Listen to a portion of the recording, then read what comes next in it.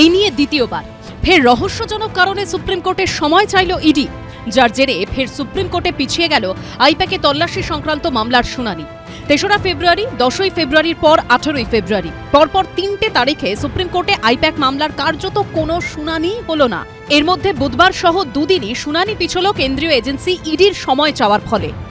Solicitor general তুষার মেহতা তিনি time নিলেন আজকে, আর মামলা ফিক্স করেছে 18 মার্চ। ইডি পারেনি না ইডিকে ম্যানেজ করলো, দুটো দেখতে হবে আর কি। ঠিক করছে, আটঘাট বেঁধে করছে। বুধবার সুপ্রিম কোর্টের বিচারপতি প্রশান্ত কুমার মিশ্র এবং বিচারপতি কেভি বিশ্বনাথনের বেঞ্চে আইপ্যাক মামলার শুনানি ছিল। রাজ্য সরকারের আইনজীবী অভিযোগ করেন কেন্দ্রীয় এজেন্সিকে অস্ত্র হিসেবে ব্যবহার করা হচ্ছে। তখন ইডির আইনজীবী পাল্টা বলেন, এজেন্সিকে অস্ত্র হিসেবে ব্যবহার করা হবে কি? এজেন্সিকেই তো তার কাজের সময় সন্ত্রস্ত করা হয়েছে। এই মামলায় ইতিমধ্যেই মমতা বন্দ্যোপাধ্যায়ের তরফে হলফনামা জমা দেওয়া হয়েছে আদালতে। বুধবার পাল্টা হলফনামা জমা দেওয়ার জন্য সময় চান সলিসিটর জেনারেল তুষার মেহতা। তিনি বলেন, ইডির তরফে পাল্টা হলফনামা তৈরি হয়ে গেছে। সুপ্রিম কোর্টের রেকর্ড অনুযায়ী তা এখনো অফিসিয়ালি ফাইল করা হয়নি। আরও কিছুটা সময় লাগবে এবং আজকের মধ্যেই তা ফাইল করা হবে। এরপরেই তিনি আর্জি জানান শুনানির জন্য অন্য দিন দেওয়া হোক। তারপরেই পাক্কা 1 মাস পর 18ই মার্চ পর্যন্ত শুনানি পিছিয়ে দেয় আদালত। এর আগে 3রা ফেব্রুয়ারিও মুখ্যমন্ত্রীর এই হলফনামার জবাব দেওয়ার জন্য সুপ্রিম কোর্টের সময় চেয়েছিল কেন্দ্রীয় এজেন্সি। 3রা ফেব্রুয়ারি থেকে 18ই ফেব্রুয়ারি 15 দিন কেটে গেছে। বুধবারও ফের সময় চাইল ইডি, যার জেরে ফের পিছিয়ে গেল শুনানি। ইডি যে গল্পটা ফাঁদার চেষ্টা করেছিল, তাদের কাছে সময় নিয়ে পালিয়ে যাওয়া ছাড়া আর কোনো উপায় নেই। আপনারা যদি সুপ্রিম কোর্টে 100 দিনের কাজের মামলাটাকে নজর করেন, আপনারা দেখবেন মামলাটা হেরে যাওয়ার আগে বারবার সুপ্রিম কোর্টে একের পরে এক দিনে টাইম নেওয়া হয়েছিল। আলটিমেটলি যখন জাস্টিস বিক্রমনাথের বেঞ্চ বলে যে না, আমরা সময় দেব না, সেদিন শুনানি হয় এবং শুনানিতে 100 দিনের কাজের মামলায় পরাজিত হয় সেন্ট্রাল গভর্নমেন্ট। পরের ডেট 18ই মার্চে পড়া হয়েছে। 18ই মার্চেও ব্যাপারটা একই দাঁড়াবে। তারা যদি হলফনামা দেন, হলফনামা দিলে তারাই ফাঁসবেন। বিভিন্ন কারণে, কখনো মানবিক কারণে, কখনো আইনজীবীদের সমস্যার জন্য, বা কখনো কখনো কোনো ডকুমেন্ট না থাকার জন্য কোনো রিপ্লাই বা রিজয়েন্ডার দিতে দেরি হওয়ায় আদালত এটা সময় দিয়ে থাকেন। এটা হাই প্রোফাইল মামলা বলে এই ধরনের কথাবার্তা হচ্ছে। আমার ব্যক্তিগতভাবে মনে হয় এখানে না কোনো ষড়যন্ত্র বা কোনো রহস্য আছে। এটা একটা আর 5টা মামলার মতো একটা স্বাভাবিক ঘটনা। এই মামলায় মুখ্যমন্ত্রীর বিরুদ্ধে নজিরবিহীনভাবে চুরি, ডাকাতের মতো অভিযোগ তুলেছে এনফোর্সমেন্ট ডিরেক্টরেট।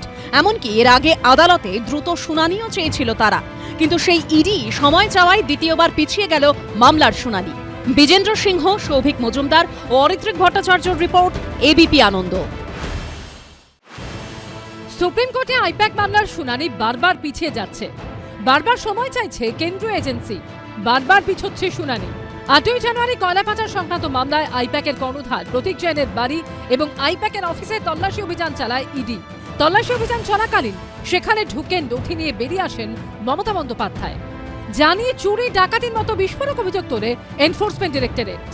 শুরুতে দ্রুত শুনানির জন্য আর্জি জানাচ্ছিল কেন্দ্রীয় এজেন্সি ইডি, কিন্তু তারপর থেকে তারা বারবার সময় চাওয়ায় পিছিয়ে যাচ্ছে মামলার শুনানি। বুধবার দ্বিতীয়বার এমনটা হলো। আর মুখ্যমন্ত্রীর বিরুদ্ধে মামলায় কেন্দ্রীয় এজেন্সির এই বারবার সময় চাওয়ার মধ্যেই রাজনৈতিক গন্ধ পাচ্ছে কেউ কেউ।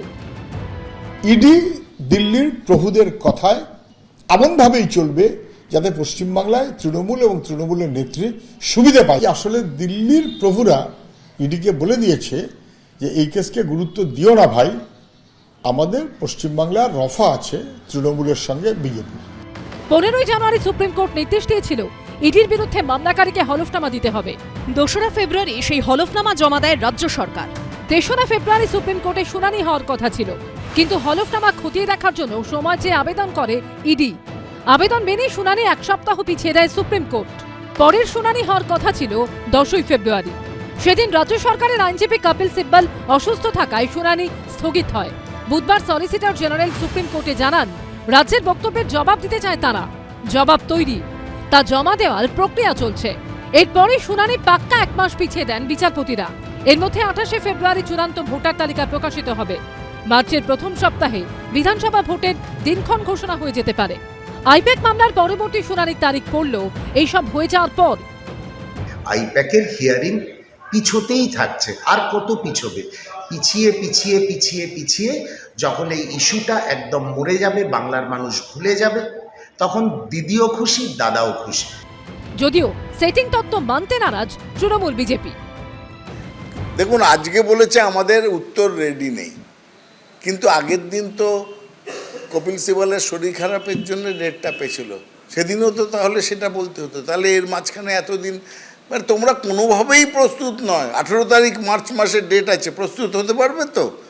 উত্তর দিতে গেলে ওদের বলতে হবে, স্যার আমরা বাধ্য হয়েছি রেড করতে, কারণ অমিত শাহ আমাদের নির্দেশ দিয়েছেন যাও যা কিছু পারো চুরি করে নিয়ে এসো। বাঘ যখন শিকার ধরে সোজাসুজি লাভ দেয় না, 3 পা পেছোয়, তারপরে শিকারের ওপর ঝাঁপিয়ে পড়ে। অতএব এই পেছানোটা দেখে যদি কেউ কেউ আনন্দ পায়, কেউ কেউ বিস্ময় প্রকাশ করে, আমি তাদের বলবো যে আপনারা ভুল চিন্তা করছেন। পেছানোতে অত আনন্দ তৃণমূল যদি পেয়ে থাকে, এই আনন্দ ক্ষণিকের আনন্দ।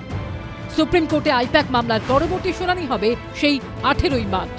সৌভিক মজুমদার, অর্ণব মুখোপাধ্যায় ও সুকান্ত মুখোপাধ্যায় রিপোর্ট, এবিপি আনন্দ। এবিপি আনন্দ, এগিয়ে থাকে, এগিয়ে রাখে।